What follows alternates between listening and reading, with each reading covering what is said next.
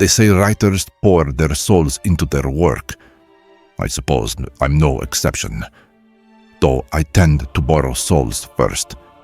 My name is Vlad de la Morte, and I write romance. Best-selling, award-winning, socially devoured romance. The kind of stories that make lonely hearts sigh and perfectly stable people start fantasizing about getting bitten. My books don't just entertain, they seduce. Every page is bought, every chapter a wine-dark whisper of surrender. But let's be honest, I don't write because I'm sentimental. I write because I'm hungry. You see, I am a vampire. Not the sparkling kind, not the angst-ridden broody for eternity at stereotype either. Though I do dabble in brooding when the lighting's right. My immortality doesn't come with the ability to sire others. I can't make more of me. I can only feed. And what better way to attract willing meals than by selling them the fantasy that they might be the one to change me? The premise is always the same. A broken woman, a brooding immortal, a doomed yet passionate affair. She sees the good in him. He resists. She persists. He bites. Cue darkness, flowers, fan fiction. I've written the same book 15 times with different names and slightly more poetic ways to say fangs. And they love me for it. The signings are always at night, of course. Candlelit, intimate, theatrical. My readers show up in corsets, capes, and occasionally full-on funeral attire. They quote my work back to me. They ask for photos. They whisper fantasies. Some of them even beg me to turn them. I always say no. With sorrow in my eyes and velvet in my voice, I tell them, eternity is not romantic. It is starvation with memory. They swoon. They beg harder. They believe. And some are quite serious. Those are the ones I take. They show up with tears in their eyes and bruises on their souls, telling me they want to give up their lives, that they want to give them to me.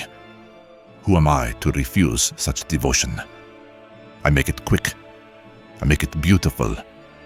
I make it look like love. I write them the happy ending. But then came Eliza. No black lipstick, no cleavage, just glasses and a weathered copy of Crimson Vows filled with notes and merciless underlines. Your vampires never stop hungering, she told me. Why write the same ending over and over? A simple question, but sharp. Like she'd licked the tip of the blade before handing it to me. She didn't flirt. She observed. She read me like a manuscript with a twist she saw coming on page 1. I gently dismissed her with a wry smile and a line I'd used 1,000 times, part charm, part deflection, meant to leave her curious, not convinced. And then, a few weeks later, she published her article, He Writes What He Eats. She pieced it all together, my lack of public appearances, the fans who vanished after meeting me, the eerily specific passages in my books. It was brilliant. Accurate. Fatal, I assumed. I expected torches, Vatican hit squads, cancel culture at minimum. At the very least, a few lawsuits. Instead, what Blood Daddy trended on social media for 3 days. My sales tripled. My publisher sent me a fruit basket and a thank you card shaped like a bat. Someone made a fan edit of me turning Edward Cullen to dust. Readers lined up in greater numbers, now fully believing I was what I truly am. And here's the worst part. They still wanted me. Take me, Vlad. I'm ready. Make me like you. I can't. I never could. I'm not a giver of gifts. I'm a collector of endings. They didn't care. Now, I receive blood-typed fan letters. Perfumed necks lean closer. I become a brand of death, a lifestyle. They want to expire in my arms like tragic heroines. They don't want romance. They want irrelevance through their own erasure. And the irony? I'm losing my appetite. They used to taste like longing, regret, loneliness aged like wine. Now they taste like expectation, like clout, like they practiced being my prey in the mirror before coming.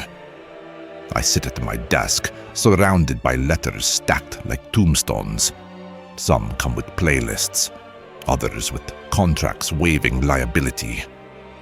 One came with the vial of blood and a note that read, "I'm zero-negative and emotionally unavailable.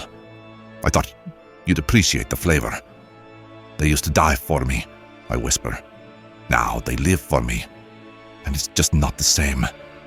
Tonight, I try to write again, a new manuscript. The ink is still black, but my hunger is hollow. My hand moves, but not with passion. Just habit. Just memory. Title: Love Me. Leave me. Let me die. I chuckle. A soft vampire laugh. The kind that echoes like the click of an empty pen. And still, I write. Because hunger never dies. It only edits.